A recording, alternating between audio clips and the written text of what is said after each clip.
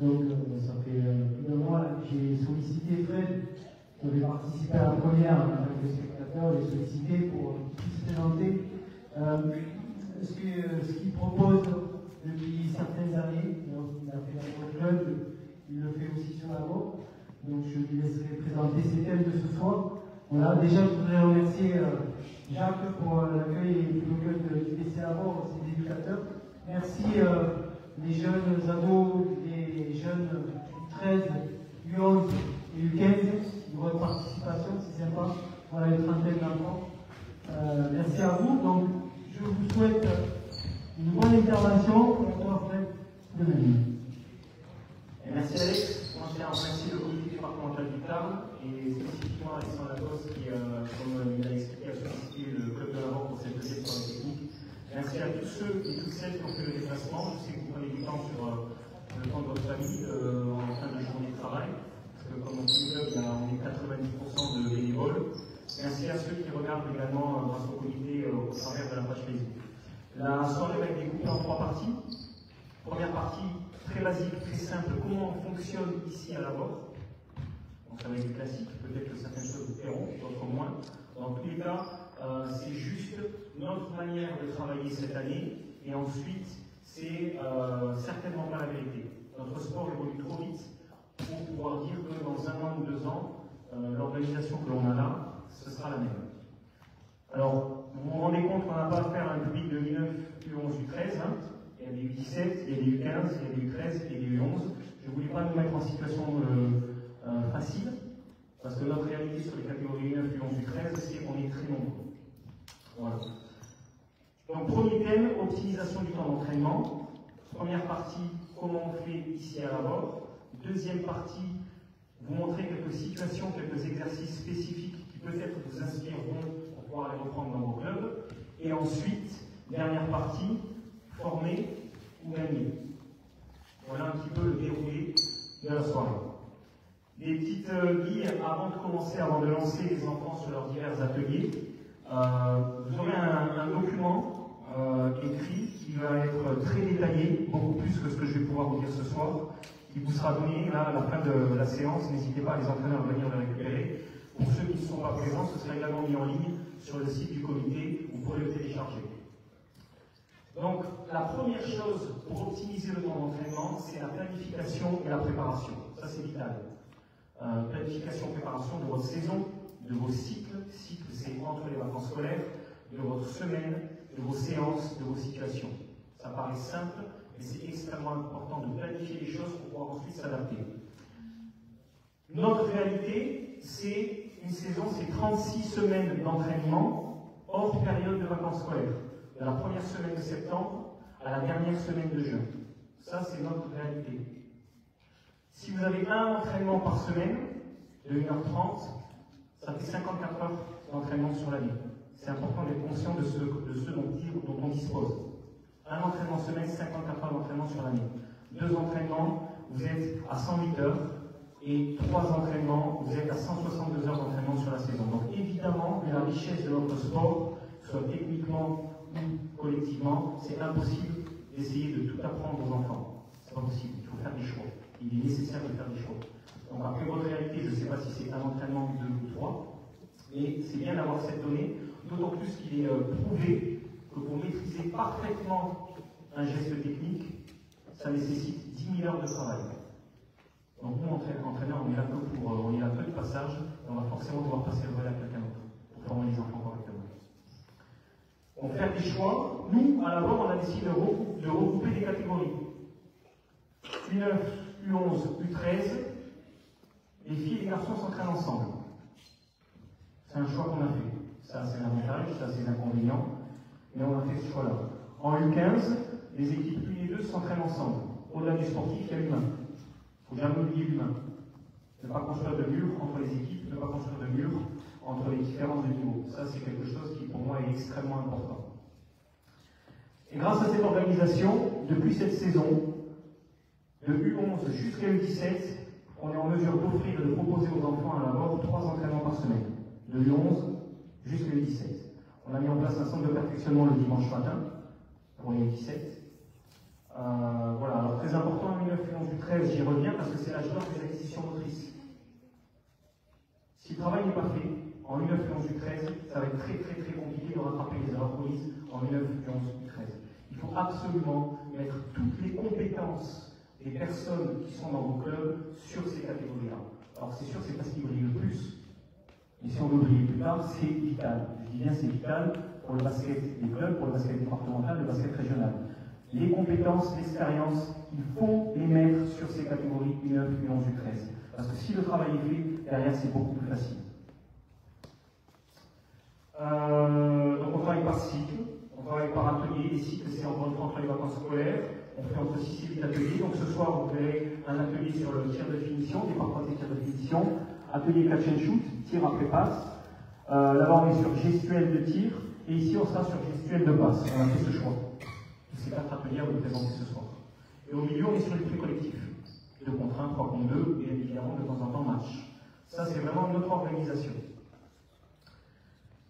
Vous verrez aussi au cours de la séance, moi je vous conseille de construire une base d'exercice et de cette base, la développer.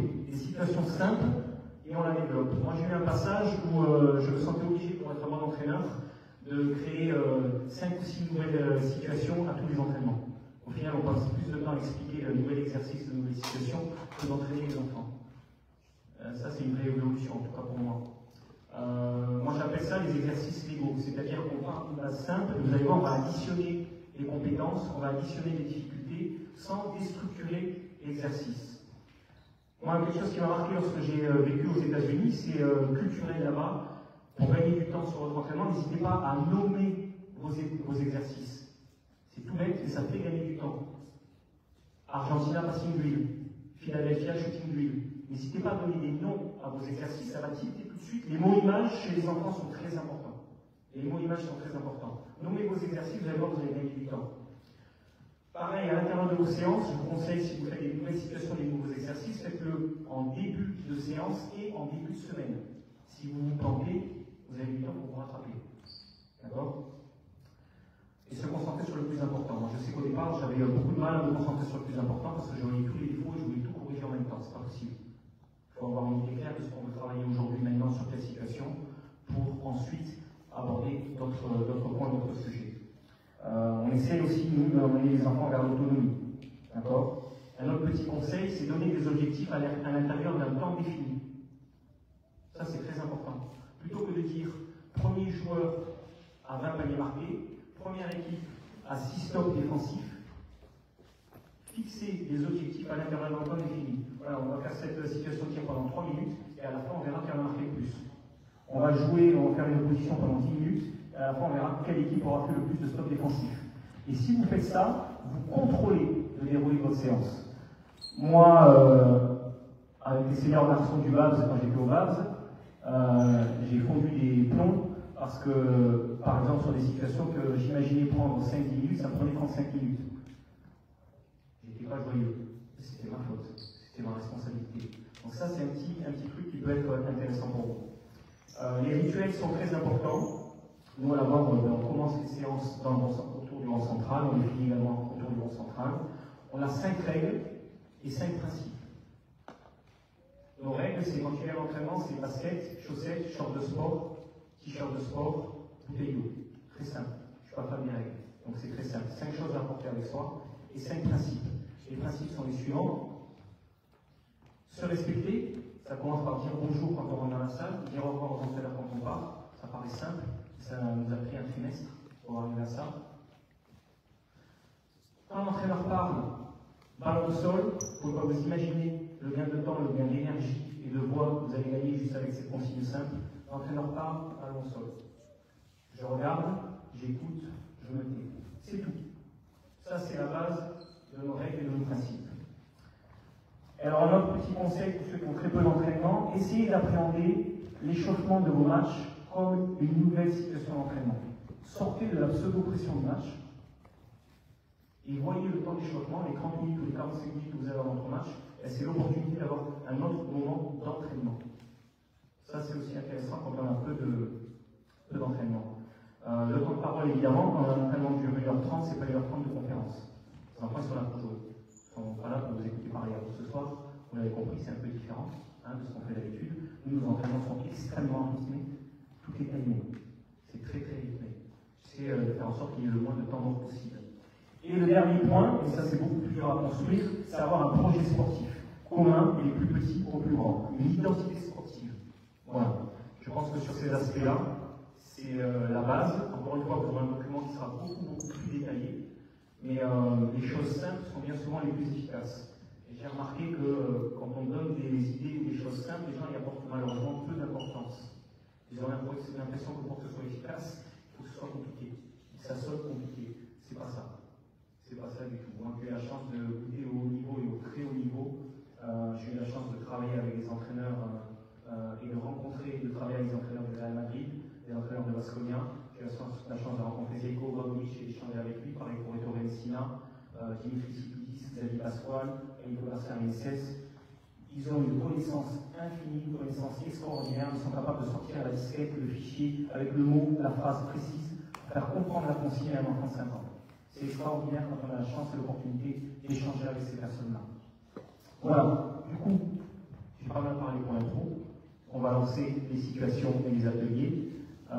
Merci également, vous voyez toutes les personnes qui sont là avec un t-shirt rouge. Alors rassurez-vous, on n'est pas autant à la mort. Et toutes les personnes qui sont avec un t-shirt rouge sont les personnes qui m'aident. Moi, pour moi, il est très important de mettre en avant les parents bénévoles et les entraîneurs bénévoles. Déjà, j'aime travailler en équipe. Je déteste faire les choses seul. Je pense que c'est très important d'essayer de créer une synergie dans le projet sportif que vous avez. Il y a beaucoup de parents qui, mis à part la pratique de leur enfant, n'avaient jamais fait de basket avant. Jamais. Ils ne connaissaient rien.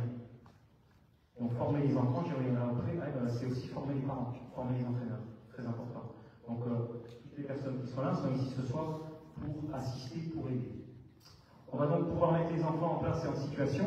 Donc, comme je vous l'ai dit, là, vous avez un atelier tir de finition, là-bas un atelier catch and shoot, ici, pré-collectif de contraintes sur la première situation, là-bas, on a gestuelle de tir et ici, gestuelle de passe. Vous pouvez y aller, le chrono, et c'est parti pour les entraîneurs. J'interviendrai au fur et à mesure.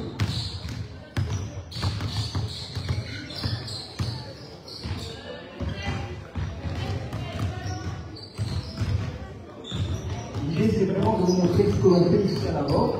Sur cette première partie de séance, cette première partie de sport. Le contraint, la consigne est simple, le joueur qui touche le ballon en dernier défend. Donc on est sur du basique. Le joueur qui touche le ballon en dernier défend. Nous, le 9, le 11, le 13, le 15 inclus, on rajoute une consigne. Si je suis droitier, remise en jeu à droite. Si je suis gaucher, remise en jeu à gauche. Et j'explique là pourquoi. Alors à droite et à gauche, c'est pas précis, pardon. Si je suis droitier, remise en jeu, intersection, raquette, de fond à droite. Si je suis gaucher, remise en jeu, intersection, raquette, de fond à gauche.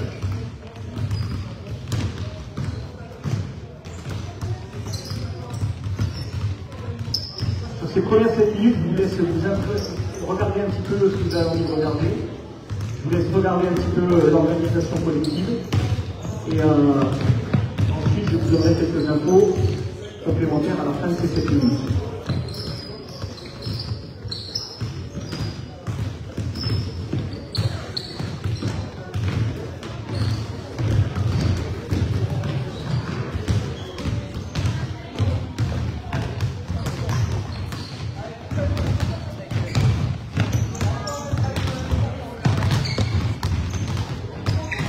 Est-ce que quand je parle dans le micro, vous m'entendez bien malgré le début du ballon?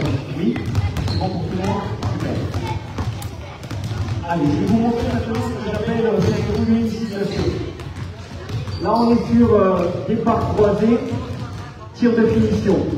Donc, première situation extrêmement basique. Je vous rappelle qu'on est supposé avoir un public de 1 plus 11 plus 13. Je vais vous montrer un exemple avec un enfant quand quelqu'un se présentera ici. Alors là, Julien, restez là, Julien.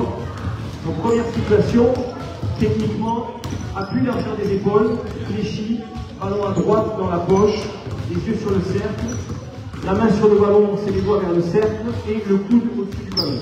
Appui largeur des épaules, fléchi, la main sur le ballon, dans la poche, le coude au-dessus de la main, les yeux sur la cible. Ça, c'est la position de base. Vas-y. Ok, au niveau des appuis, de la finition, on est sur quelque chose qui me convient. Par contre, au moment du dribble, les yeux ont décroché de la cible. Même pendant le dribble, les yeux doivent rester accrochés au cercle, accrochés à la cible. Donc là, on est sur du basique. Comment faire évoluer cette situation sans changer l'organisation? Je vous montre un autre exemple. Alfred, viens là. Viens là, s'il te plaît, Alfred. Ici, là, le rouge. Merci. Donc, on a la même position de balle, la même organisation d'exercice. Par contre, maintenant, je vais demander à Alfred de faire une prise de balle à l'épaule. Prise de balle à l'épaule, vous voulez tourner comme de la vers moi, de la main à la planche. Cette motricité-là, elle est très importante. Nous, on ne fait que du lay-up de une œuvre à une 13. Et je vous expliquerai pourquoi après. Donc, vas-y, prise de balle à l'épaule. Les yeux sur le cercle. Ça me convient. Je ne regarde pas la finalité d'action. Je regarde la qualité des appuis, la qualité de la gestuelle, la qualité de la position de départ. La finalité d'action, ça viendra plus tard. On est dans la formation. Et il y a forcément un moment d'apprentissage. D'accord? Donc là, on a fait évoluer la situation très simplement en changeant la prise de balle. Ok? Maintenant, Lise, tu fais jab step. Hop, jab step. Départ en dribble, un seul dribble, et tu fais la finition que tu veux. Vas-y. Pourquoi pas? Donc jab step, c'est planter le pied. Si je traduis littéralement, c'est planter le pied. Donc jab step, on est sur un mouvement qui va partir de l'épaule ou de la hanche. Aller chercher de l'autre côté de la jambe. Donc c'est une feinte de départ en dribble pour ensuite attaquer à l'opposé de la feinte. Ce que l'on enseigne aux enfants, c'est qu'il y a deux chemins, et uniquement deux chemins, pour faire passer le ballon du côté gauche au côté droit. Triangle haut, triangle bas. Au très haut niveau, si vous gardez le ballon devant le corps ou si vous le faites passer devant le corps, on va vous prendre. Donc pour faire passer le ballon du côté gauche au côté droit ou du côté droit au côté gauche, triangle haut, triangle bas. Il n'y a pas d'autre chemin. D'accord? Donc là, on a fait cette évolution très simple. On a déjà vu 3 évolutions sur une situation classique. Maintenant, on va faire une autre évolution. Tu fais double crosse et tu vas au panier. Fléchis, les yeux sur la cible. Voilà. Donc on est sur la même situation. Et on enrichit une situation extrêmement basique. On peut imaginer un Fred maintenant, tu vas faire crosse entre les jambes et pas croisées. Crosse entre les jambes et pas croisées. Non, recommence, je n'ai pas fléchi, les yeux sur le cercle. Très bien. Il faut avoir une exigence positive avec les enfants. Il faut croire en eux. Il faut croire en eux et en leur capacité de faire et d'apprendre. Ne laissez pas passer des erreurs. Ils vont y arriver. Tôt ou tard, ils vont y arriver. Il faut vraiment croire que les enfants vont réussir à un moment donné ou à un autre dans le cursus d'apprentissage. Si vous laissez passer des erreurs au départ, c'est fini. Donc je parle bien d'exigence positive. Donc là, sur cette situation, on a déjà vu beaucoup d'évolutions. Situation très simple, on y a apporté 5 évolutions. Après, on peut enrichir, hein. On peut travailler, on peut imaginer que plutôt qu'un lay-up, on aille au lay-back. On va essayer avec l'étudiant. Si un étudiant revient là, donc là, tu as droit à plus d'un seul dribble, et tu vas essayer d'aller au lay-back. Lay-back, droite, gauche, main droite, en passant de l'autre côté de la planche. Vas-y. Fléchis. Très bien. On est tout le temps sur la même organisation, hein. La même situation, on enrichit aussi, on additionne les compétences, on additionne les difficultés. Ça, c'est un exemple sur cet atelier. Je vous laisse regarder encore un peu le déroulé de la séance, et j'interviens encore après.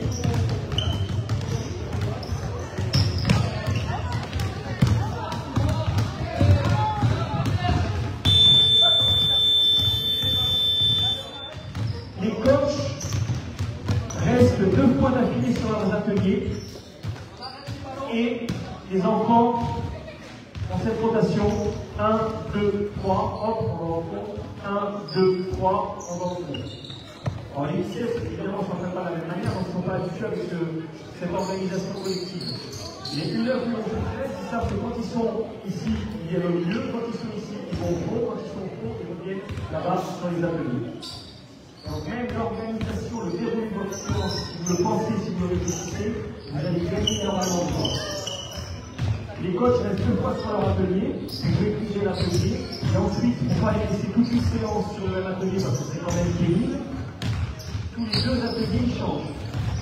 Donc, au cours d'une même séance, les entraîneurs font 1, 2, 3 situations différentes. Les enfants, eux, ont 1, 2, 3, 4, 5, 6 situations différentes. On fait ça sur la première heure pendant les entraînements. On fait ça sur la première heure. Et ensuite, on passe à du jeu et des jeux. Du jeu et des jeux. Allez, on pose les ballons au sol. On pose les ballons au sol. Voilà, donc là vous avez un exemple, on va continuer sur les 3 prochaines situations, sur qu'est-ce que l'on fait nous à la boîte.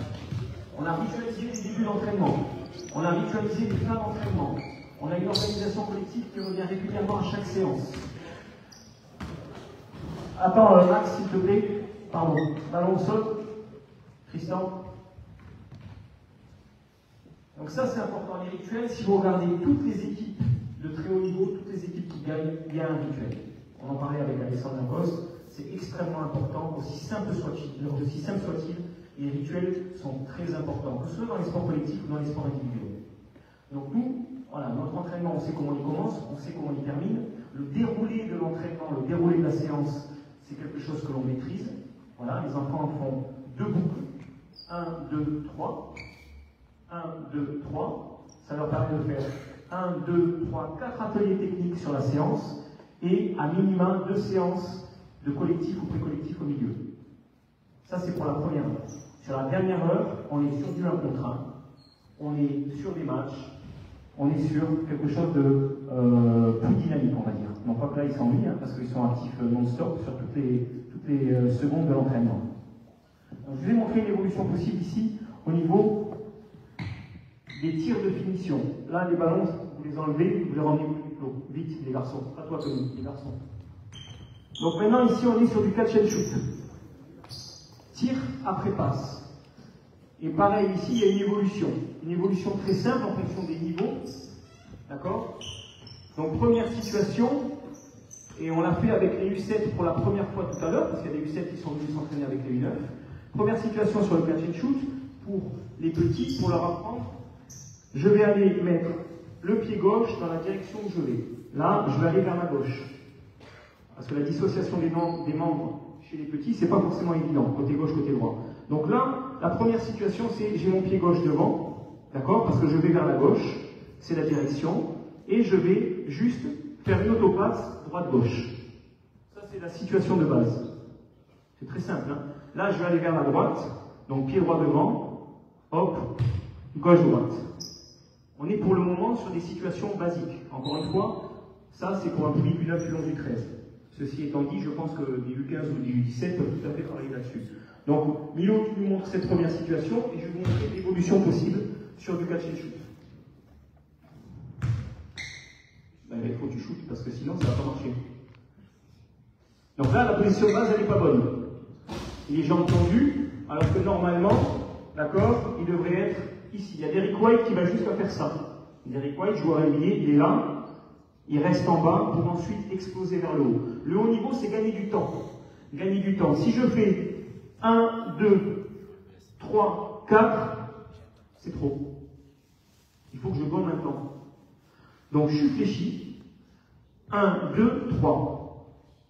Alors ça paraît simple, hein, mais c'est un détail tellement important. C'est 1, 2, 3. Là, je parle d'arrêt alternatif. Hein. Et surtout pas 1, 2, 3, 4. C'est trop long. Donc vas-y, recommence correctement, Milo. Magnifique. Très bien. Encore une fois, le résultat, c'est pas un souci. De l'autre côté, tu vas vers la gauche. Très bien. Donc ça, c'est la première situation sur le catch and shoot. Deuxième situation, tu choisis un coéquipier qui sait faire des passes. Trouve-en un. Dylan, vas-y, mets-toi sous le panier. Donc on a la même structure, d'accord? On va aller sur les mêmes choses, maintenant il y a une relation de passe. Donc toujours tu commences réfléchi, Et première évolution, on est sur passe à terre. Vas-y, les mêmes appuis.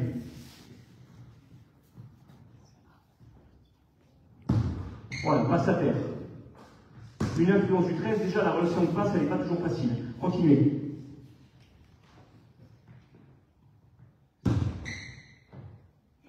Très bien. Troisième évolution, maintenant, passe directe. On est sur la même situation. On n'a pas compliqué l'exercice. On additionne des compétences. Passe directe. Ok? Voilà, vas-y, continue, continue. Non, c'est faux. Tu vas vers la droite puis droit devant. Fléchis et on monte. Transférer la vitesse en hauteur. Transférer la vitesse en hauteur, c'est extrêmement important. D'accord? Continue, continue. Non, c'est faux. Important d'avoir une exigence positive, hein, je vous le dis, hein, c'est pour lui. Hein. C'est bon? Donc maintenant, on peut imaginer plusieurs scénarios possibles. Si on veut travailler les gammes d'appui, par exemple. Si je veux travailler les gammes d'appui beaucoup plus complexes. Alors je vais le montrer, après je vais l'écrire. Tu peux tenir le micro, s'il te plaît. Donc là, je change les appuis, volontairement. Et puis il passe à terre, vas-y. Je rappelle, arrêt simultané. On change la gamme d'appui. C'est pas forcément évident. JJ Redick, joueur NBA, ça il maîtrisait à la perfection. Les shooters NBA, ils ont des pré-appels extérieurs, pré-appels intérieurs. Ils sont en capacité à prendre des tirs, arrêt alternatif, arrêt simultané. Donc là, on est en position. Là, j'ai ici, pied droit devant. Vas-y. Pré-appel, arrêt simultané. Pré-appel, pied extérieur. Nous, on peut l'imaginer. Pré-appel, pied intérieur. Vas-y. 1, 2. Ça n'a pas marché. 1, 2. D'accord? On peut aller plus loin en additionnant des pivotés que moi la face. 1, 2, pivoté passé. Notre sport est riche. Hein? On peut faire des pivotés engagés. Vas-y. 1, 2, pivoté engagé. Donc après, sur cette situation, on peut la développer. On peut même additionner des challenges. 1, 2, 3, 4, 5. Tu fais là. Sortez les ballons. Et là, on peut faire la passe. On peut un joueur là. C'est moi qui drive la situation. Là, on passe un point au-dessus. D'accord? Donc moi, si je parle ici, normalement, il faut un deuxième passeur. Un deuxième passeur. Avec un ballon. Je peux passer sans ballon. Un deuxième passeur. Donc moi, je drive. D'accord? Si je pars ici, tu dois venir me toucher avant que je tire. Si je pars là, c'est toi qui dois venir me toucher. T'es prêt? On reprend. Donc là, on induit une notion de challenge. On est sur une situation de compétition, prise d'information de la part des coéquipiers. C'est intéressant. C'est moi qui drive. Avec un chaser, avec un défenseur qui arrive en retard sur le banc. C'est pas la même chose dans la tête de prendre un tir tranquille et de prendre un tir avec le défenseur qui arrive à fond pour le contrer.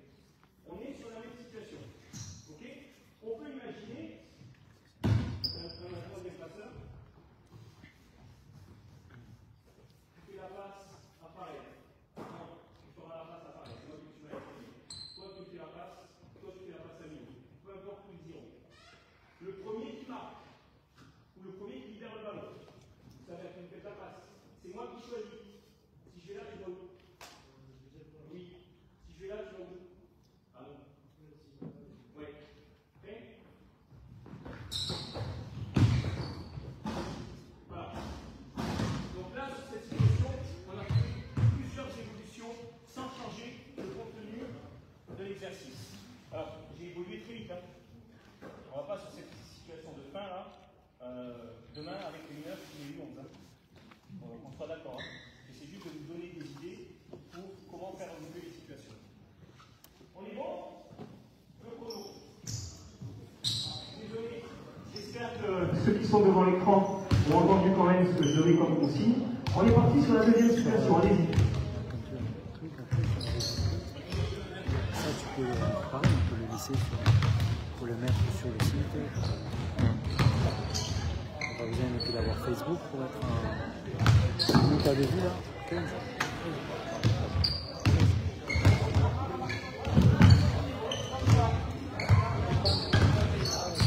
Donc là, au milieu, on est maintenant passé à 3 contre 2. Un autre élément important sur les situations de jeu collectif, et moi j'aime bien cette notion pour nous entraîneurs, les plots que l'on met sur le terrain, c'est comme la table du DJ en volley-ball. Un peu plus de basse, un peu plus d'aigu, et nous, entraîneurs, les plots que l'on met sur le terrain, c'est un peu plus de défense, un peu plus d'attaque. C'est à nous de comprendre le rythme que l'on fait sur la situation, sur le plus de défense ou plus d'attaque. Par exemple là, sur cette situation, les enfants partent de la ligne de fond. On peut imaginer, mettre en place, on peut imaginer qu'au lieu de partir de ligne de fond, si on veut avantager l'attaque, on va mettre des plots pour donner un avantage à l'attaque. Donc maintenant, Océane, maintenant les enfants vont partir de la colonne ici et de la colonne là-bas. Et là, on modifie le rythme de la situation, juste avec des plots, on garde les mêmes consignes, et là on avantage un peu plus l'attaque. C'est bon? Kira doit être au plot, Esteban doit être au plot.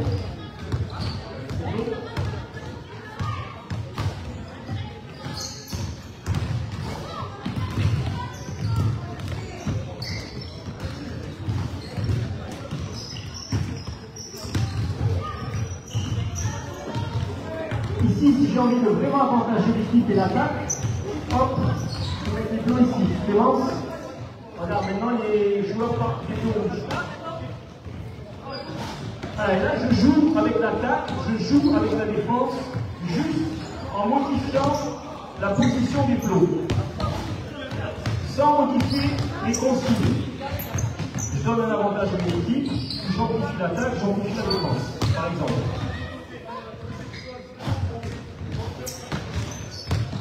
Donc les plots, pensez que c'est un outil pour rythmer vos entraînements, pour rythmer vos situations. Dans la prochaine situation, je vais faire en sorte de vous montrer l'évolution possible sur les passes. Toujours en gardant la structure.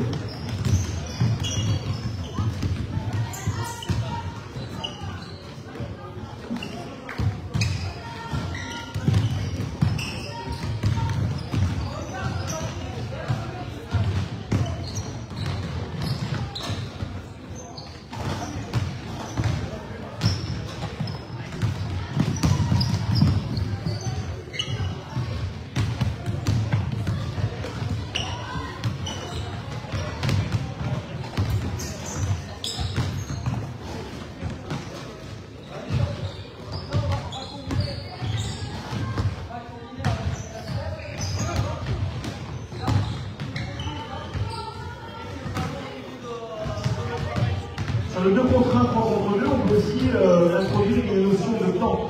Moi j'aime bien une influence 13, dire qu'ils ont par exemple, on n'y pense jamais, et peut-être que vous pensez, pardon, et avoir le chrono, dire que vous avez 8 secondes pour marquer. Parce que définir le jeu rapide au-delà des tests, au-delà de ce qu'on a sur le papier, après c'est à nous de le rendre concret avec une notion de temps. Imaginez une influence du 13. Le jeu rapide, c'est 10 secondes. C'est 10 secondes. Ça vous appartient. Et si vous introduisez cette notion de temps, vous allez voir que ça va changer leurs attitudes, ça va changer leur comportement. Donc, pour les enfants, c'est très important. Donc, on peut faire du jeu rapide, mais parfois sur le jeu rapide, ça dure un quart d'heure par sur les matchs. On peut aussi imposer le jeu rapide par le nombre de passes que l'on a proposé aux enfants. Pourquoi? Situation de 2 contre 1. 3 passes maximum. 3 passes maximum. Situation de 3 contre 2, 3 passes maximum aussi. Je ne parle pas de la remise en jeu. Je parle de 3 passes maximum sur la relance.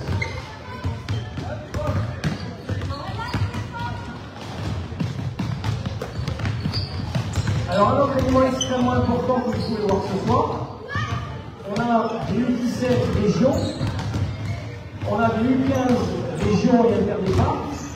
On a des 13 filles et 13 garçons interdéparts et la séance se fait. Donc c'est pareil, dans l'idée d'optimiser le temps d'entraînement, il faut évidemment utiliser tout le matériel à disposition, tout l'espace du terrain. Et là on a quand même, je ne sais pas faire plus. Pour vous mettre dans la difficulté, U17 régions, on a des U11, on a des U16 et U15. On a fait 3 groupes de niveau et la séance se passe. Évidemment, d'un groupe à l'autre, on va avoir des exigences et des attentes différentes. Ça c'est sûr. Mais c'est faisable. C'est faisable.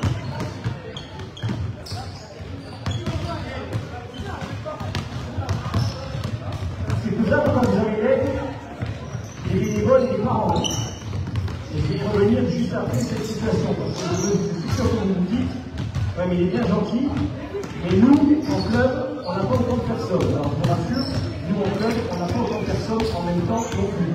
Donc je vais y venir à cette organisation, cette structuration d'entraînement, quand on a beaucoup d'équipes et peu d'entraîneurs. Parce que c'est la réalité de nos séances.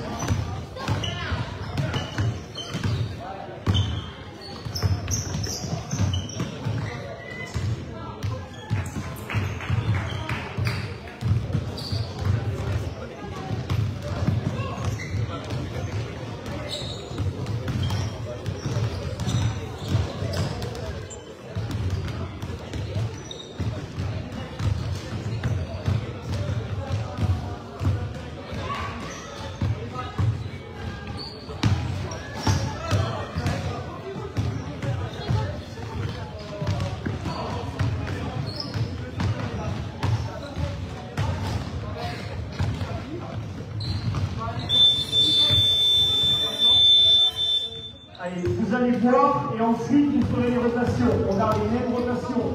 1, 2, 3. 1, 2, 3. Les coachs vous tournez. Donc là on va aborder la troisième situation. Donc maintenant les coachs tournent. Comme je viens d'expliquer en début de séance. Alors évidemment, vous allez dire, on est nous, on n'a pas autant de monde. C'est vrai. Par contre, si vous choisissez de réunir des équipes, de réunir des groupes sur une même séance, potentiellement vous avez quand même plus d'entraîneurs, puisque vous les réunissez sur un créneau commun. Nous, c'est ce qu'on fait. Le premier avantage fantastique, c'est que ça nous permet de se voir, ça paraît tout bête, hein, mais les entraîneurs du club se voient, communiquent et échangent entre eux toutes les semaines. Toutes les semaines, ça nous permet d'échanger entre nous, d'écouter ce que l'autre a à dire, de batailler sur des points de vue, sur des opinions, et ça fait, c'est une richesse extraordinaire pour nous entraîneurs, et c'est une richesse extraordinaire pour les enfants, parce que stopper les ballons, ballon au sol. Ballon au sol, tout le monde. Vous faites des rotations et vous attendez. C'est une richesse extraordinaire pour les enfants, parce que du coup, ça leur permet, si un tel ou un tel n'a pas trop d'affinité avec son coach, ça arrive. Voilà, on n'a pas la science infuse, et au niveau relationnel, sur un groupe de 12, 15 ou autre, c'est pas forcé qu'on plaise à tout le monde. Hein. Mais au moins, avec plusieurs entraîneurs dans la séance d'entraînement, ne serait-ce que 3, on a quand même plus de chances d'accrocher avec l'un des 3 coachs. Et au-delà de ça, il y a peut-être tel ou tel coach qui va réussir à m'expliquer un geste ou une situation, et ça va beaucoup plus résonner en moi qu'avec tel ou tel coach. Il faut rester humble par rapport à ça. Donc c'est riche pour mon entraîneur, mais c'est riche pour les enfants. Ok? Donc, mon conseil, vous n'êtes pas nombreux. À votre avis, sur la situation ou les situations qui sont au fond, celle qui est au milieu et celle qui est là-bas. Allez, on va dire au lieu de 6 c'est scénario optimum, alors les 4. Qu'est-ce que vous feriez les 4 entraîneurs? Allez-y, il n'y a rien de faux. Qu'est-ce que vous feriez les 4 entraîneurs? Comment vous les placeriez? 4 au lieu de 6, exactement sur cette organisation-là. Alors c'est vous, hein? Il n'y a personne qui va... Il n'y a pas d'idée? Personne? Alors, pourquoi pas un au milieu? Oui. Qui vient ici, ouais. Et ensuite, là et là. 4 au lieu de 6. Ok. Donc, l'une des solutions, c'est 2 d'un côté, un au centre et un qui est en capacité à gérer 2 ateliers. Aujourd'hui, Une influence de 13, on est en capacité d'avoir des enfants en autonomie sur les ateliers. On leur dit passer bas, on leur dit départ croisé les gueules, ils sont en capacité à se gérer. Ils sont en capacité à se gérer. C'est un travail de 1 an et demi. Hein. Je suis arrivé en décembre. C'est un travail collectif, c'est pas moi, ce soit clair, c'est un travail collectif qui a été fait depuis pas mal de temps. Alors maintenant, mon point de vue. Mon point de vue, si vous êtes 4, c'est 2 là-bas, 2 ici, foutez-leur la paix. 2 là-bas, 2 ici, foutez-leur la paix sur le 2 contre 1, sur le 3 contre 2, sur les situations de match. Vous êtes 2, pas de problème. On les laisse tranquilles au milieu, on les laisse jouer, et il y en a un qui gère les 2 ateliers ici, et un qui gère les 2 ateliers là-bas. Ça, c'est juste mon point de vue. Voilà. Pour emmener les enfants à l'autonomie, il faut leur donner des situations où ils sont autonomes. C'est pas plus compliqué que ça. Que ce soit des situations jouées ou des situations ici sur les côtés. Après, il n'y a rien de faux. Hein. Si vous, votre feeling, c'est 1, 1, 1, si vous n'êtes que 3, très bien. Moi, je pense, j'imagine, hein, peut-être que je m'avance un peu, mais je pense qu'en fin de saison, une influence du 13, je leur dis tel atelier, ici c'est 2 contre 1, 3 contre 2 au match, là c'est tel atelier, je lance le chrono, je me mets comme mes collègues ici, je m'assois, ça tourne. Évidemment, la correction technique sera peut-être moindre si moi j'y mets mon œil avec cette exigence positive. Mais malgré tout, ça tourne. Quels sont les moments dans les entraînements où on met des situations, on crée des situations d'autonomie? Quels sont les moments dans les entraînements où on permet aux enfants de faire des erreurs? Où on permet aux enfants de se parler et de s'organiser entre eux. Aujourd'hui en U11, on a Kira, qui est là-bas, on a Kenza. C'était quand? C'était lundi. Je me suis mis en retrait. Je leur ai donné le nom du jeu. Elles ont géré. Elles ont pris U11 et il y en a 30. Il y en a 30. Après, les demoiselles ont du caractère. Et c'est bien d'avoir du caractère. Mais elles ont géré. Elles ont mis la situation en place. Allez hop, vous êtes là, toi c'est main droite, toi c'est main gauche. Voilà. Et c'est tellement important aussi de construire des leaders. C'est important de construire des leaders, parce que sinon on n'en aura pas après dans les équipes plus tard. Mais pour construire des leaders, il faut accepter de se mettre en retrait. Parce que mon point de vue, c'est que une influence du 13, qu'il y ait un coach ou qu'il n'y en ait pas, on ne sert à rien. Non seulement on ne sert à rien en termes de coaching, mais en plus, la plupart du temps, on impacte de manière négative les matchs et les enfants. Ça, c'est mon point de vue. Je trouve que vous n'êtes pas obligé de le partager. Et quand je vois le furieux sur les terrains le week-end, je répète, on ne sert pas à grand chose si ce n'est à apporter du négatif. Et j'y reviendrai plus tard sur la partie formée ou gagnée. Donc voilà, moi, sur une séance où il y a beaucoup de monde, je pense que l'élément le moins important à corriger, à gérer, c'est au milieu. Alors là, on va mettre en place des situations complètement nouvelles. Donc là, je sors de la structuration club pour entrer sur des situations et des exercices beaucoup plus spécifiques, toujours dans le cadre de l'optimisation du temps d'entraînement. Donc on va vous montrer quelques situations spécifiques qui peut-être vous plairont ou peut-être vous donneront l'idée de construire des exercices comme ça. Donc on a Théodore et Tony, normalement. Vous avez les situations, je les mets en place. Allez, je vais vous aider, je les mets en place. Il y a les bleus rouges, vous les mettez 3 points, continuité de la raquette ici du cas. 3 points, continuité de la raquette, 3 points, continuité de la raquette, et un autre flot au niveau de la ligne bleue. Ici, il faut juste un peu au centre. Et donne-moi un peu, Tony. Merci. Tu as besoin de juste un au centre. Donc là, j'essaie de vous montrer des exercices et des situations, parce que moi, je me souviens que quand je faisais partie, quand j'allais voir des entraîneurs parler, quand j'allais voir des cliniques d'entraîneurs, j'aimais bien quand même repartir avec 2-3 idées, 2-3 exercices. Après, je prends, je modifie, voilà. Donc ici, c'est qui le groupe qui est là? Ok, les coachs, vous avez tourné. Donc Tony, tu es ici, et Théodore, tu es là, c'est ça? Très bien. Donc on va prendre... c'est vous êtes combien? 5? Allez, on va faire simple. Vous mettez là avec le ballon. Le groupe de 5 se met ici avec le ballon. Les enfants qui sont autour, là, il y a un petit peu d'attente, un petit peu de patience. Hein, ça fait partie de ce que vous ne vivez pas aux entraînements. C'est pas grave. Donc ici, il faut 2 ballons. 2 ballons là où il était au nord, 4 ballons.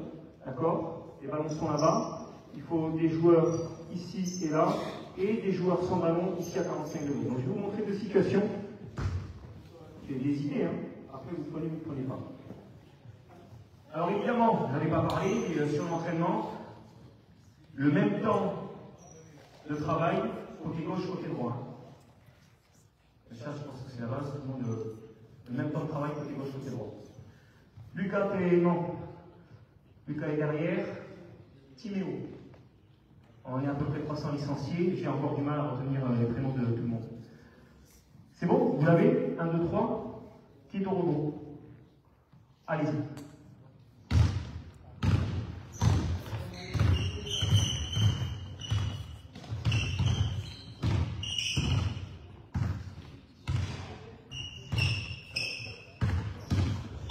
Stop, ça c'est faux. Ce que tu as fait à la fin, c'est faux. On recommence. Reviens là. Reprends le ballon. Donc tu as reçu droite-gauche et tu as réglé main droite. Donc là, comment tu fais pour me traverser ici? Voilà. Faut regarder pour ne pas laisser passer d'erreur. Donc soit tu prends un catch and shoot droite-gauche à 3 points, soit tu es sur cet appui, droite-gauche, pour continuer et venir droite-gauche ici. Tu as le choix.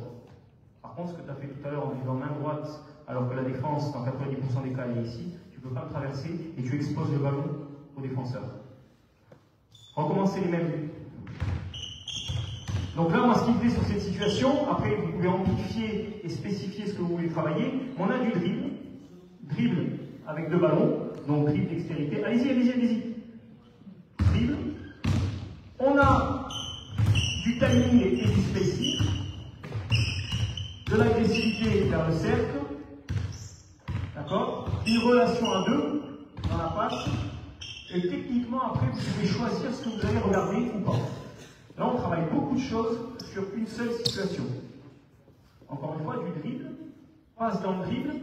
La passe dans le dribble dans le basket moderne c'est plus que d'actualité, j'y reviendrai après. Continuez, continuez, continuez. Peu importe les rotations, continuez.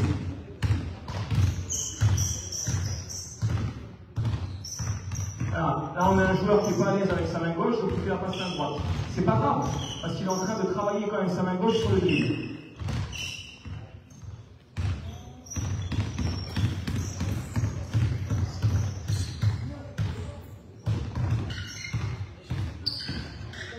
Ok, donc après vous pouvez vous continuer, vous pouvez vous concentrer sur les appuis.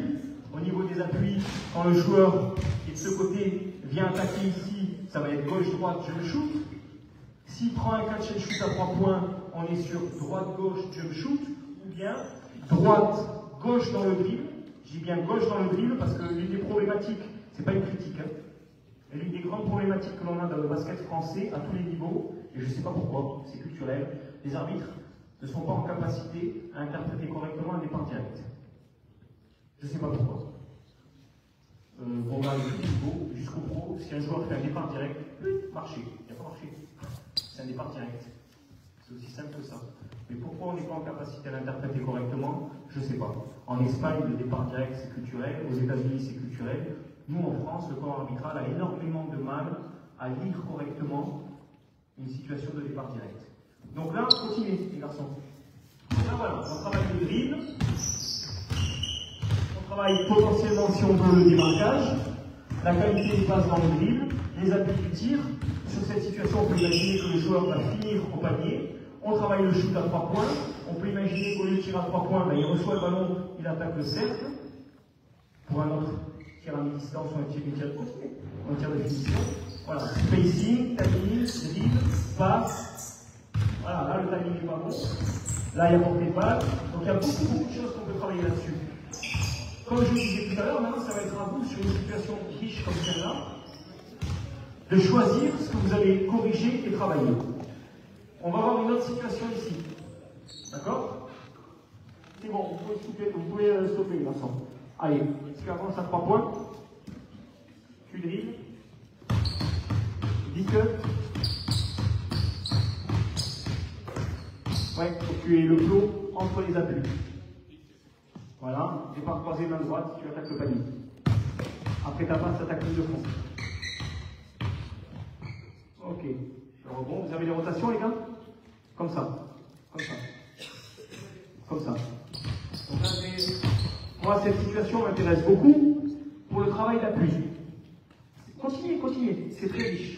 Au niveau du travail d'appui, on n'embrouille pas les joueurs.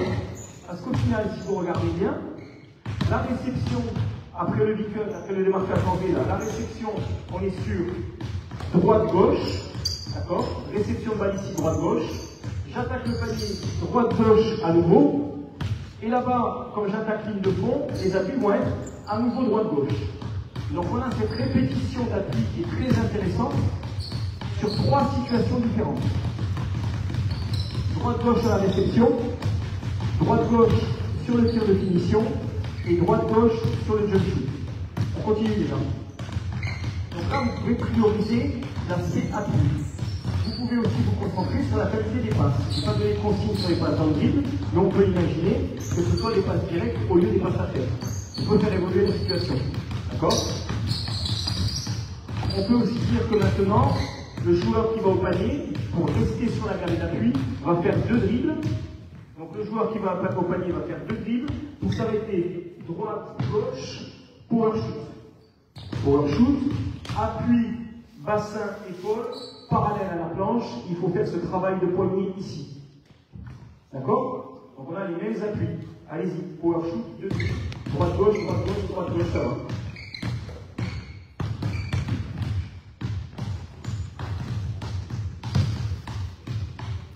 On peut imaginer qu'à la réception, on peut rajouter une peine de tir. Ça, c'est pas mal. Voilà, on a le poignet qui est cassé, on a la main libre qui protège. C'est intéressant ce qu'a proposé Dylan. Alors, par contre, moi, ce qui ne me convient pas sur le départ en dribble, c'est que je pense quand même que les joueurs ici sont en capacité et doivent être capable de franchir la ligne bleue avec le pied et avec le ballon. Projeter le ballon devant. Il faut franchir le premier rideau défensif. Il faut franchir le premier rideau défensif.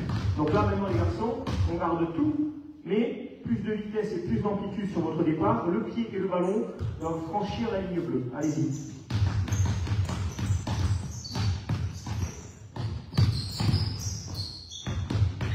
Déjà, vous voyez, quand on rajoute 2 dribbles au lieu d'un, les repères changent. Les motricités ne sont plus les mêmes. Voilà, ni le ballon, ni le pied n'a franchi la ligne bleue.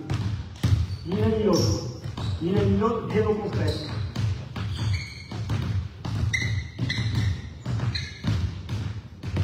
Timing, j'en parlais encore. Le joueur a été obligé de s'arrêter. Donc il y a beaucoup de choses qu'on peut travailler sur cette situation. Et évidemment, la même chose de l'autre côté. Ok? C'est bon? On tourne. On va considérer que vous l'avez fait. On va considérer que vous l'avez fait. Donc, les coachs, vous restez. Et on va montrer une autre situation. Il faut 4 plots ici. Théodore, tu sais. Et ici, il faut 3 plots. Juste mettre le plot jaune au centre.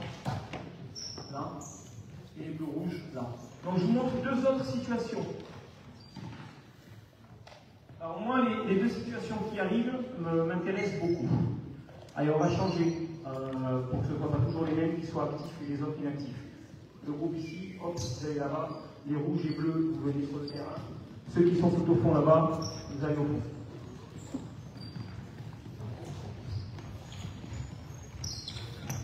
Bien évidemment, à la fin, si vous avez des questions, des remarques, n'hésitez pas. Alors, on va mettre en place 2 nouvelles situations. Ici, me pose des joueurs avec 2 ballons chacun. Prenez les ballons qui sont là-bas, en rond central, les joueurs avec 2 ballons chacun. Et ici, il me faut un joueur avec ballon et un défenseur. Vous posez les ballons, je sais que c'est long, posez les ballons s'il vous plaît, et vous regardez. Alors je vais mettre en place d'abord cette situation qui est assez basique, qui est assez simple, qui reprend un petit peu l'état d'esprit de ce que vous avez vu sur les 2 situations précédentes. Donc on a un joueur qui va être dans la raquette au niveau des pointillés jaunes, un joueur sans ballon, et un autre joueur qui va être à l'intérieur du demi-cercle de charge, peu importe qui. Prends les 2 ballons. Donc on commence par cette situation.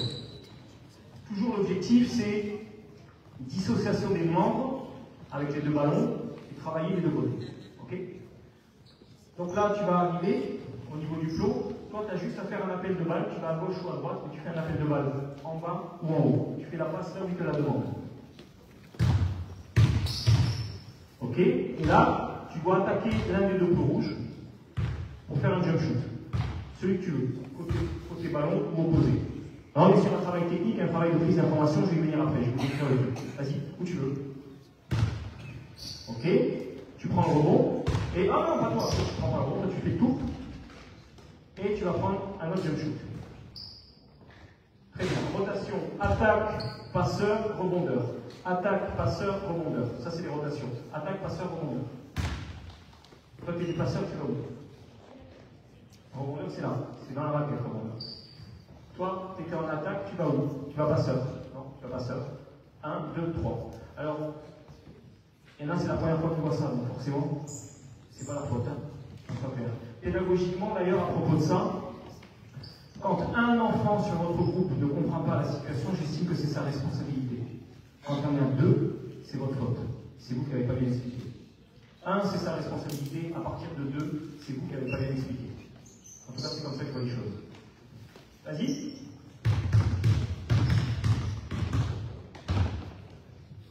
Très bien.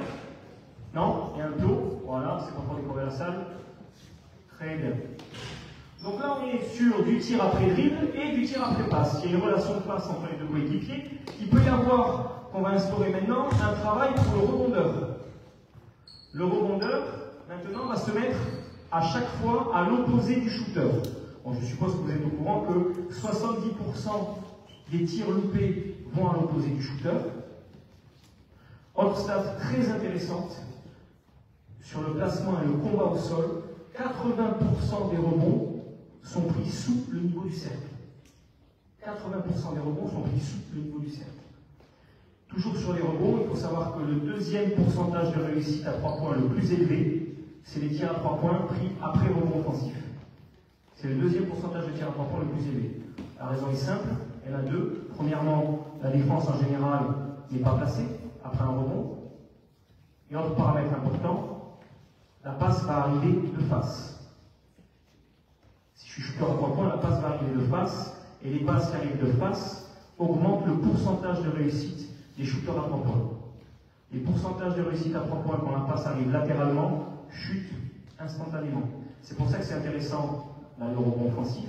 C'est intéressant d'avoir des petits qui sont capables de driver, d'aller au cœur de la défense et de ressortir. C'est intéressant d'avoir des intérieurs avec des mains qui sont capables de renverser les ballons, parce que les passes de face augmentent le pourcentage de réussite à 3 points. Le premier pourcentage de réussite à 3 points, on est en 2024, c'est en contre-attaque. Il faut être clair, aujourd'hui, le tir à 3 points fait partie des tirs de contre-attaque. Et c'est le pourcentage de réussite le plus élevé dans le basket moderne, c'est le tir à 3 points en contre-attaque. Donc voilà, vous avez cette situation. Maintenant, on va demander un petit travail de prise d'information et de lecture au rebondeur. Donc tu vas systématiquement à l'opposé du shoot. Allez-y. Là, il a pris le ballon, il a fait un porté de balle, là, il n'a pas continué à dribbler. Il a pris le ballon sous le bras, il a fait la passe. C'est pas sa faute, hein. Il a fait la passe et après il s'est remis à dribbler. C'est pas le but, hein. Continue, continue.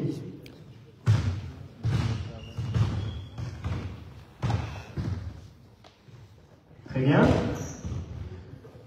Ok. Alors maintenant, on va passer à cette situation.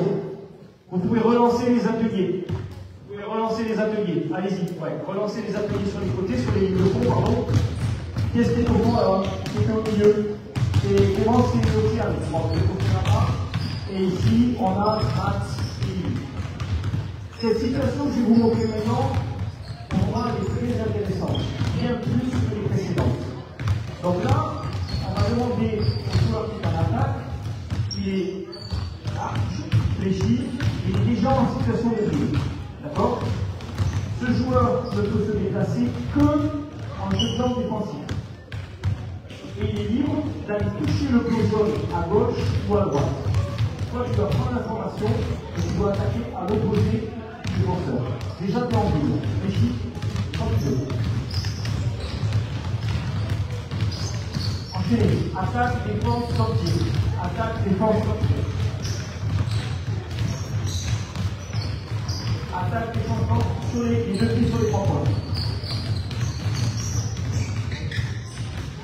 Donc là, c'est très simple. Hein. Là, ce que je vous montre, c'est très simple. Donc, tu peux lancer le chrono, excusez-moi. Dans les sons, mais les chronos, situation très simple. Alors, quand je parlais d'exercices légaux, là, on est dessus. Je vais vous montrer pourquoi j'appelle ça une situation légaux à l'exercice légaux. On additionne les compétences. Non, c'est pas sur les lancers de France, c'est pas les deux. On commence. Ici, ouvre le torse, les bras en haut. Première situation, il a dit que ça, c'est une première situation, première séance, partie. La séance suivante, on passe à ça. Un défenseur sur la ligne jaune. Donc là, on additionne. Le joueur qui prend, même chose. Le joueur qui est dans l'attaque, même chose. Par contre, maintenant, le défenseur doit contourner le dos. C'est tout touché. Le deuxième rideau défensif, donc là, on a le premier rideau défensif, deuxième rideau défensif, que l'on pourrait potentiellement assimiler à deux jeux. Donc, tu n'as plus le droit de franchir la ligne. Tu peux continuer jusqu'à la ligne. Donc, deuxième situation. Allez-y, on a la même base. Voilà, donc maintenant, il y a deux petites informations à avoir sur un espace restreint et normalement à très grande vitesse. Ce que je vais demander à mon joueur typiquement, parce qu'on ne l'a pas fait, c'est si on part là-bas, par ici. Si la tu as ta piscine, il a lu la information sur le premier niveau, deuxième vidéo, tu dois penser plus un peu de force avant d'attaquer le panier à l'opposé du joueur. Donc on remet en place. Maintenant, si l'aide défensive, si le deuxième rideau défensif est de mon côté, je dois crosser plus un rideau fort et attaquer le panier. Vas-y. Cross, et il n'y a pas le rideau fort.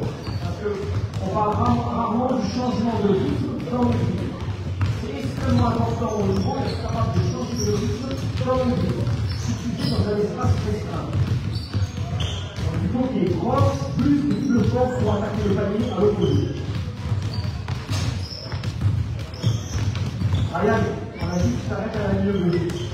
Ouais, premier jeu défensif, il n'a pas le droit de franchir la ligne bleue. Maël réfléchit.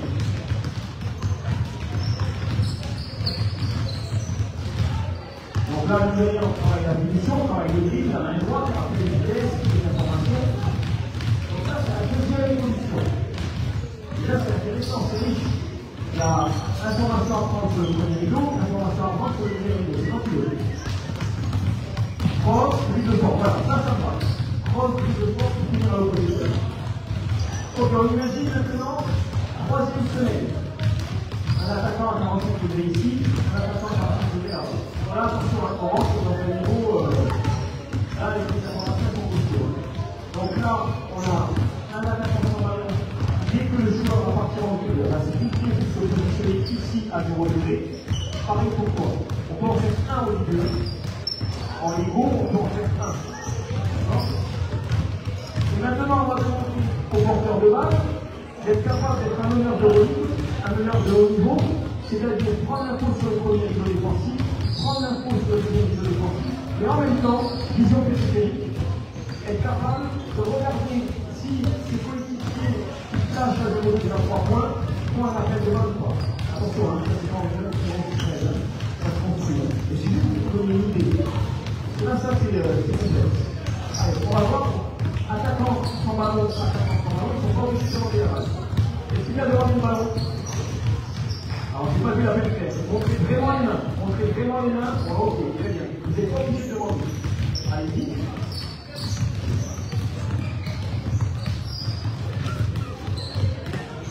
Voilà, donc ça c'est une situation où il y a beaucoup d'informations à prendre et qui construit les joueurs qui sont, je pense, des experts en capacité à être intelligents, à comprendre le jeu. Vraiment, on est ici à comprendre comment attaquer le premier rideau, comment répondre à une défensive, rester en connexion et en contact avec les coéquipiers sur les côtés. Ok? Ça, c'est un exemple, mais vous pouvez en avoir plein d'autres. On a juste additionné les difficultés et additionné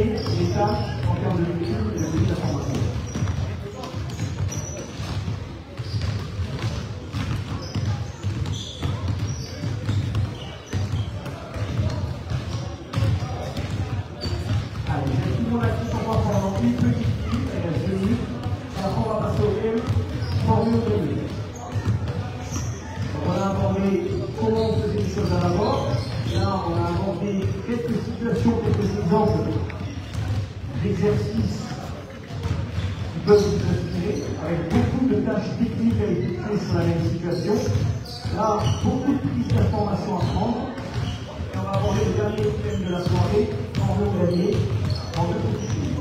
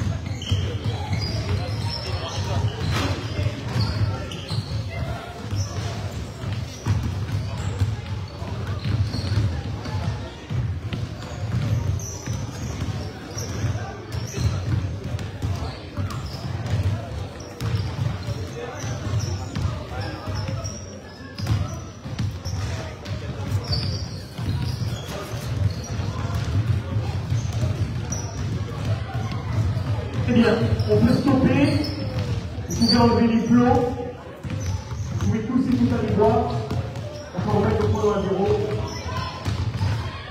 Et je vais vous demander, sur la dernière partie, les enfants, vous allez voir, vous rangez les plombs, on va aborder le deuxième thème de la soirée, formons gagner. Donc les joueurs et les joueuses, vous pouvez vous mettre sur le côté, ranger tout le ballon, on va en garder un. On va garder un ballon, prenez à boire. Ouais, je peux passer, merci. Prenez à boire. Et ensuite, exceptionnellement ce soir, vous pouvez vous asseoir. On ne s'assoit pas rapidement.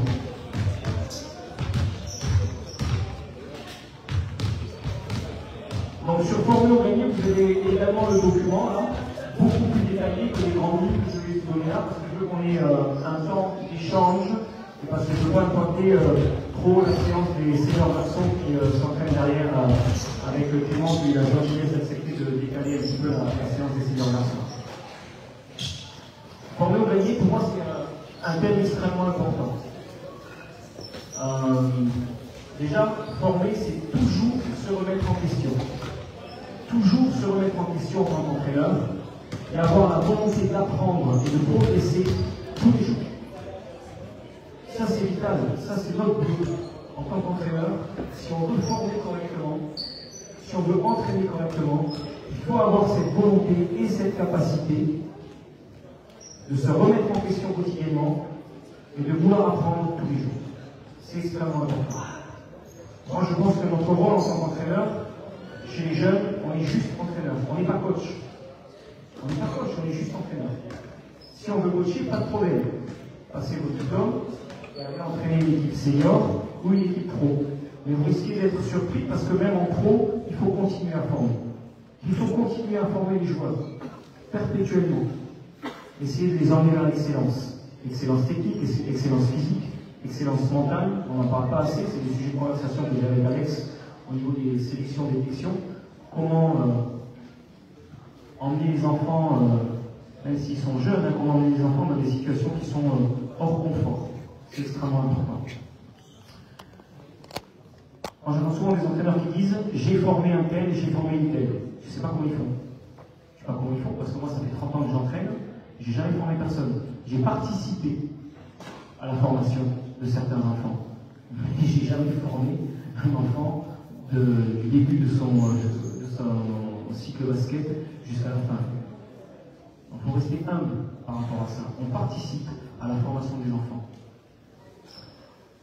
Donc chez les jeunes, je répète, on est entraîneur, et pour moi le plus important c'est de gagner plus tard. Ça veut dire quoi gagner plus tard? Ça veut dire donner les outils techniques, donner les outils moteurs aux enfants pour qu'ils puissent continuer à jouer au basket, arriver en senior. Ça c'est une victoire, ça c'est une réussite. Gagner tout de suite là, le match du samedi pour être champion du monde du Tarn, pour être champion de la galaxie d'Occitanie, ça sert à rien. Si ça gonfle l'ego, la fierté, l'orgueil, sur l'instant, mais est-ce que quelqu'un l'a sait qui a été champion du Tarn en U13 filles 4 ans? Personne. Est-ce que quelqu'un sait qui a été champion Haute-Garonne en U13 garçon il y a 2 ans? Je ne sais pas. Mais on s'en fout. On s'en fout complètement. Ce n'est pas le résultat immédiat. Si on veut être entraîneur-formateur, il faut comprendre ça. D'accord? Former, ça prend plusieurs années. C'est choisir ce que l'on transmet. J'en ai parlé au début. Il faut qu'on fasse des choix dans ce que l'on transmet aux enfants. On ne peut pas tout enseigner d'un coup. D'accord? Je pense que former, ça nécessite de prioriser 70% à 80% du temps d'entraînement sur les habiletés techniques, les habiletés motrices. Ça, je pense que c'est quelque chose d'extrêmement important. Comme je l'ai dit, il faut ouvrir des portes. C'est-à-dire que c'est pas parce qu'en I9, je commence à leur apprendre le I9 avec paume de main vers moi, de la main vers la planche, en sachant pertinemment qu'ils vont pas y arriver. Mais j'ouvre des portes motrices qui vont leur permettre de faire ce geste plus tard. D'accord? Alors, sur le processus d'apprentissage, mon point de vue, c'est que la première étape se fait toujours lentement. La première étape se fait lentement et la gestuelle est plus importante que le résultat. Ça, c'est la première étape. Deuxième étape, on rajoute de la vitesse, on rajoute du challenge, un peu comme je vous l'ai montré sur le catch and shoot tout à l'heure. Et ça, c'est la deuxième étape. Et évidemment, la troisième étape, ça va être de mettre les enfants en situation de match avec un travail de lecture. Je pense que ces 3 étapes ne peuvent pas aller dans un autre ordre que cela. 5 éléments clés dans ce que l'on va enseigner, dans ce que l'on va transmettre, c'est les attraper. On n'en parle pas souvent, mais attraper un ballon. Nous, par exemple, à Limbourg, U9, U11, U13, si les ballons ne sont pas attrapés à deux mains lors des entraînements, c'est tout de suite ballon à l'adversaire. On siffle, hop, stop, ballon à l'adversaire. Peu importe la situation. Attraper les ballons.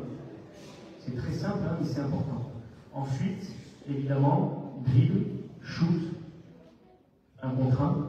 Donc attraper les ballons, dribble, shoot, 1 contre 1 et passe. Alors j'en ai pas parlé tout à l'heure, il y avait eu 2 passes là-bas. Les passes, c'est tout aussi important que le reste. De mon expérience et de tout ce que j'ai pu lire et voir au niveau pro, il y a 3 éléments clés sur les joueurs d'un certain niveau, et c'est toujours dans cet ordre-là. Premier aspect, impacter de manière positive le physique des joueurs et des joueuses. Si on est capable de renforcer un joueur, de renforcer une joueuse, ou qu'il ait plus de cardio, ça va avoir tout de suite un impact sur le mental. Plus je me sens fort physiquement, plus je suis en confiance sur le mental. Et de ça va découler la capacité à faire des gestes techniques beaucoup plus vite, beaucoup plus haut, beaucoup plus loin. Et c'est dans cet ordre. C'est vraiment dans cet ordre. Moi, j'ai des exemples concrets. Hein, quand j'étais à Quimper en Pro B, ça m'a marqué. On a fait une saison qui n'était pas terrible, sportivement parlant. Le premier constat de tous les joueurs, hein, européens, américains, première chose qu'ils ont dit en fin de saison, si on avait eu une préparation physique de qualité, jamais on aurait fait cette saison. Si vous regardez à l'époque des All Blacks, quand ils surdominaient le rugby mondial, la première chose, c'est qu'ils étaient dominants physiquement. Ils faisaient peur. Le hand français, au moment où ils ont commencé à gagner leur médaille mondiale, médaille olympique, alors ils ont orienté et axé leur préparation physique sur quelque chose de très intéressant. C'était le rééquilibrage côté droit, côté gauche. Rééquilibrer les forces entre le côté droit et le côté gauche en haut, et rééquilibrer les forces entre le côté droit et le côté gauche en bas. Et je trouve que ça c'est intéressant. Il y a des vidéos qui sont fantastiques, des vidéos de l'INSEP sur la musculation combinatoire. Regardez, c'est passionnant. Musculation combinatoire. C'est très bien fait. Regardez ça parce que c'est vraiment intéressant. Si vous regardez les Chicago Bulls de Jordan, quel est l'élément clé? Qu'est-ce qui s'est passé? On le voit, mais c'est magnifiquement bien filmé dans The Last Dance. Quand ils se sont fait botter le cul par les Pistons, dans les playoffs, ils se sont fait physiquement dégommer. Première chose que Jordan en tête, qui a suivi les autres, première chose, c'est tout l'été, salle de muscu. C'est très bien montré dans ce reportage de Last Dance. Ils sont allés à la salle de muscu, ils sont revenus 3 mois plus tard, c'est plus les mêmes hommes. Donc forcément, quand tu es capable physiquement de prendre de l'impact, tu es en mesure de développer de nouveaux gestes techniques que tu ne pouvais pas faire avant, puisque au moindre impact, tu explosais. Et il le montre très bien dans ce reportage. Un autre aspect, c'est la nutrition. Novak Djokovic, avant de faire partie de l'élite, si je viens de l'élite mondiale, c'était déjà un très bon joueur, mais il estimait qu'il n'arrivait pas à franchir ce cap. Il a complètement réinventé son hygiène alimentaire. Complètement réinventé son hygiène alimentaire. Plus de gluten, entre autres. Après, c'est chaud, hein, plus de gluten, une hygiène alimentaire avec... alors, je ne connais pas tout le détail, hein, mais voilà, il a réinventé son hygiène alimentaire, ça a impacté son mental, ça a impacté son physique, et du coup, il a réussi à franchir des paliers, et il est aujourd'hui considéré peut-être comme le meilleur joueur de tennis de tous les temps. Donc le physique, encore une fois, physique, mental, technique, évidemment c'est interconnecté, et c'est dans cet ordre-là. C'est toujours dans cet ordre-là. Toujours par rapport à la formation, il faut bien qu'on comprenne, et ça c'est important, que la seule chose qu'un enfant transporte avec lui, d'une équipe à une autre, d'un club à un autre, c'est son bagage technique. Éventuellement ses qualités athlétiques et sa compréhension du jeu. La seule chose qu'un enfant transporte, c'est son bagage technique. Il ne transporte pas avec lui les systèmes de jeu. Il ne transporte pas les systèmes de jeu. Pourquoi les Zidane, les LeBron James, les Messi ont été capables de performer, quelle que soit l'équipe, parce qu'ils en ont vu les coachs, hein. Ils en ont vu un paquet. Hein. Ils ont été capables de performer parce qu'ils comprennent le jeu, mais aussi ils ont un bagage technique hors norme. Plus les qualités athlétiques, certes, il y a quand même le bagage technique qui est là. On ne transporte pas avec soi les systèmes de jeu.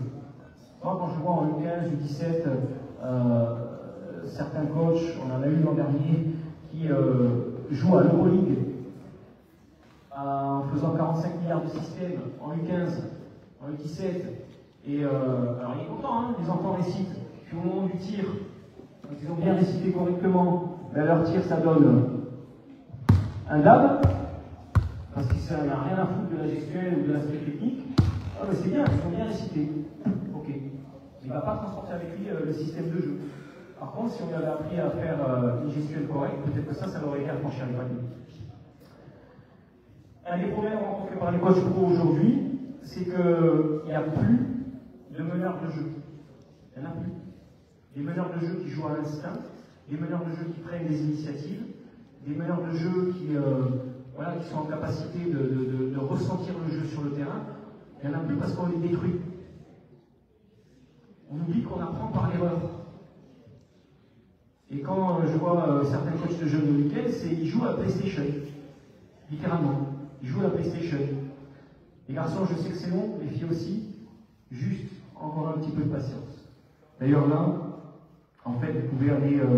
alors, je vais les dire. Merci à toutes, vraiment, merci à tous. On peut les applaudir s'il vous plaît.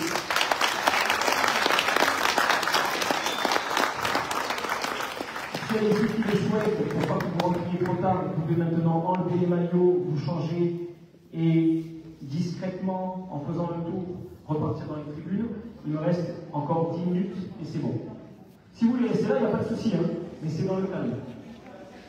Ok? Donc je disais, il n'y a plus de meneurs de jeu parce que les entraîneurs jeunes jouent à la PlayStation.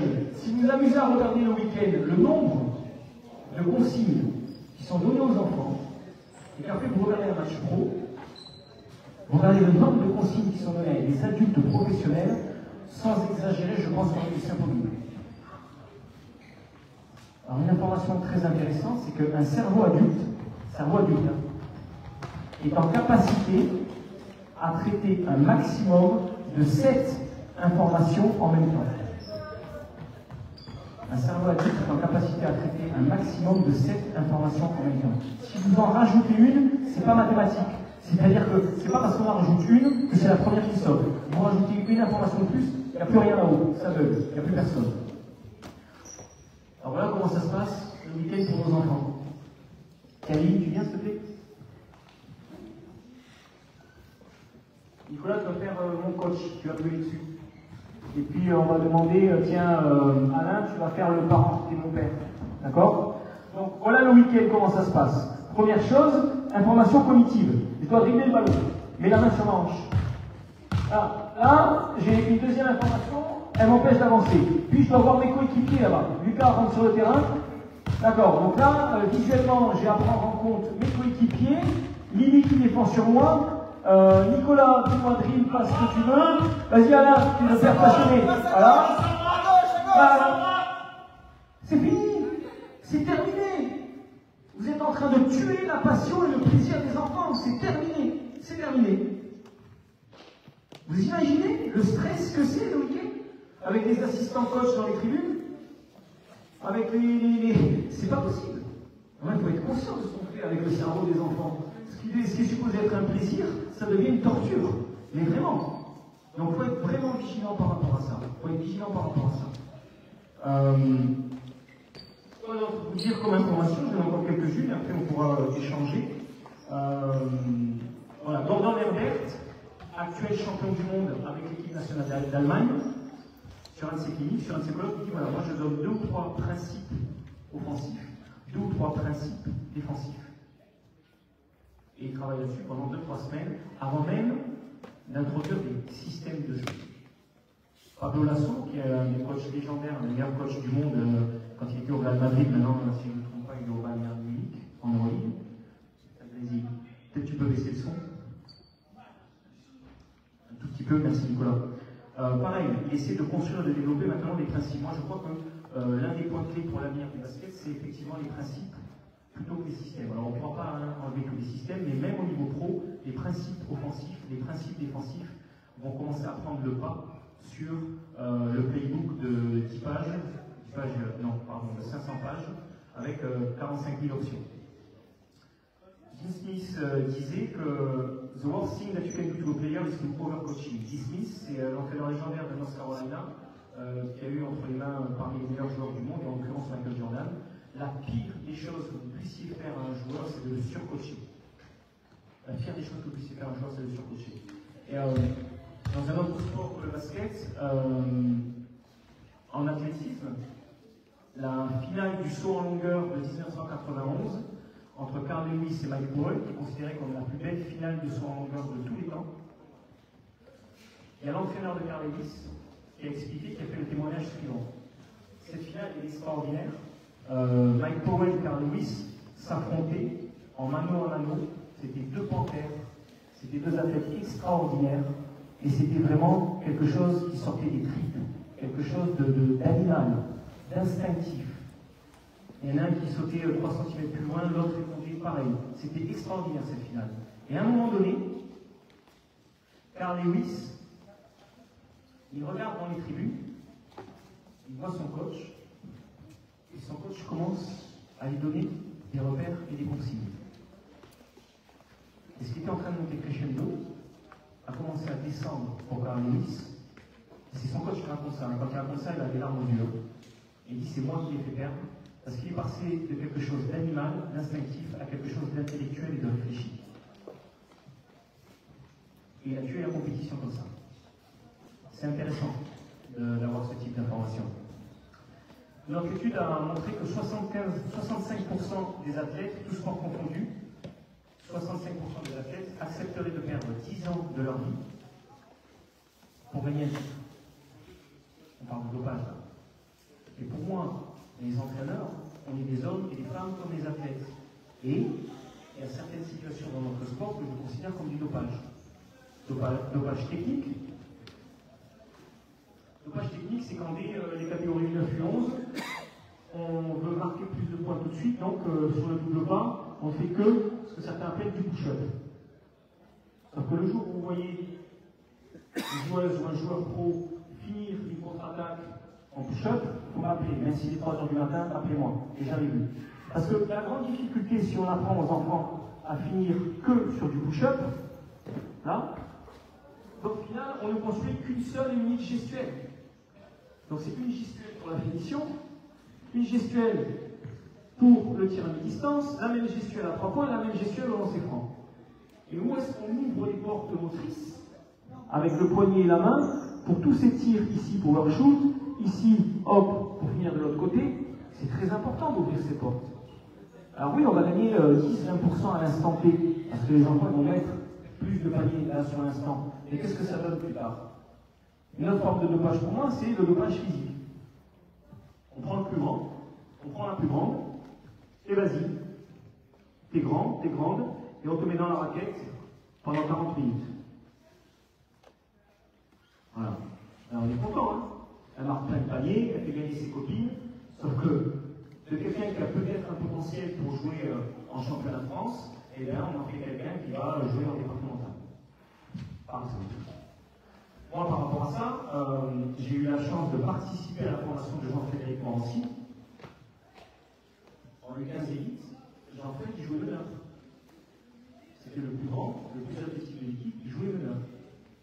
C'est peut-être un des éléments qui lui a permis de faire ensuite un des éléments qui lui a permis de faire une très belle carrière en tant que poste 4. Parce qu'il a eu le temps, à un moment donné, d'appréhender le cercle face au panier. Et pas être cantonné dans la raquette pendant 40 minutes à tous les matchs, où on se sert des joueurs. Je dis bien, on se sert des joueurs, on prend un Kinex, on prend un Kinex, on se mouche sur le jet, on se sert des joueurs pour un résultat immédiat et pour briller tout de suite à nous. Un autre exemple, Enzo Jardin, qui est venu nous maltraiter quelquefois quand on était à Saint-Sulpice, il avait 15 ans, il fracassait tout le monde, il avait 8 tours physiques, athlétiques, voilà. Enzo Jardin, qu'on a utilisé, alors Jean-Pierre Morancy a fait une très belle carrière, hein, parfait. Enzo Jardin, qui est actuellement en 3, et dans ses équipes, il y a une équipe qui joue intérieur, poste 5, U15. Sauf que pour avoir eu la chance de travailler avec Enzo Jardin, pour avoir eu la chance de travailler avec des joueurs NBA, et d'être sur le parquet avec des joueurs NBA, Ruquier, Kyle Lowry, je pense qu'Enzo Jardin, si on avait fait ce qu'il fallait, ce serait aujourd'hui un poste 3-4 de NBA ou de Euroleague. C'est pas un poste 5 qui fait le plus du vent au froid. Moi, c'est ce que je pense. Voilà. Voilà. Ensuite, dans le basket moderne, je pense qu'il y a des éléments importants qui sont transition à 4 défenses. Ça, c'est encore un secteur qui reste à développer. Parce qu'aujourd'hui, le haut niveau, toutes les attaques sont extrêmement bien organisées, toutes les attaques sont extrêmement fortes, et pareil pour toutes les défenses placées. Vous prenez toutes les équipes de Euroleague, toutes les tables. Après, on a des joueurs, on les a pas, donc toutes les tables. Par contre, cette fenêtre de développement, là, transition attaque défense, transition défense attaque, encore beaucoup de choses à améliorer là-dessus et à perfectionner. Le spacing, bien sûr, les passes, comme je vous l'ai expliqué, les passes en grille, ça devient important dans le basket moderne. Les principes plutôt que les systèmes et les prises d'information. Alors, par rapport aux prises d'information, parce que moi je m'intéresse à tous les sports, je suis curieux, il faut être curieux quand on est entraîneur. Arsène Wenger, quand il était à Arsenal, il a sollicité une université norvégienne avec des étudiants, des centaines d'étudiants qui faisaient leur master là-dessus, et il voulait savoir, il s'est intéressé à mais qu'est-ce qui fait la différence entre un joueur de haut niveau et un joueur de très haut niveau. Vous voulez comprendre qu'est-ce qui pouvait bien faire la différence. Et il a fait faire l'analyse suivante. Ça a nécessité de mettre, je ne sais pas combien de centaines de caméras sur le toit du stade, leur stade, entraînement, match. C'était un boulot monstrueux. Il faut savoir que 50% des universitaires qui faisaient leur master sur cette étude ont abandonné avant la fin. Parce que c'était un boulot monstrueux. Donc il a fait passer ses caméras partout dans le stade et il a voulu et il a demandé aux étudiants d'analyser les mouvements de tête et imaginez le travail, les mouvements des yeux des joueurs. Pendant un an, il a fait ça. Et l'information suivante en est ressortie, c'est quand même, quand on dit les joueurs extraordinaires voient l'action avant qu'elle se passe, oui, mais il y a une raison. Et la raison est la suivante, il s'est rendu compte que les joueurs de très haut niveau scannent le terrain sur les 10 secondes qui précèdent la réception du ballon, ils scannent le terrain entre 6 et 8 fois avant d'avoir le ballon. Et les joueurs d'un niveau moindre, eux, ils scannent le terrain entre 4 et 6 fois. Donc la prise d'information pour les joueurs de très haut niveau, ceux qui sont en capacité à accélérer le jeu, se fait avant même de recevoir le ballon. C'est quand même très intéressant et ça doit être un élément de réflexion sur quel type de situation on va proposer aux enfants pour développer cette capacité à prendre l'information.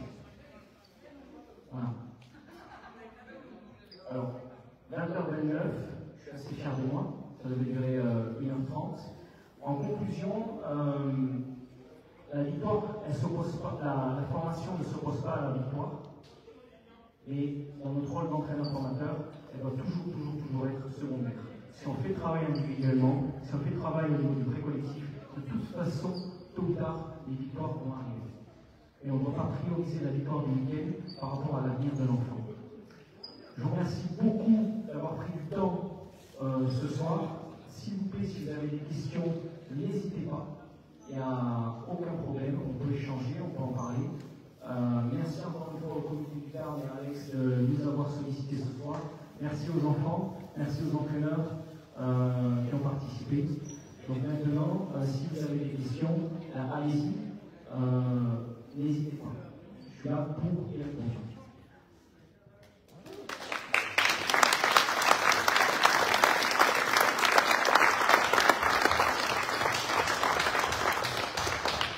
Allez, si tu veux prendre le micro, n'hésite pas. Alors, si vous êtes timide, vous ne pouvez pas échanger là parce qu'il y a du monde, on peut se voir juste après, bien sûr. Je vous donne la parole. Il y a des questions ou pas? N'hésitez pas. Hein.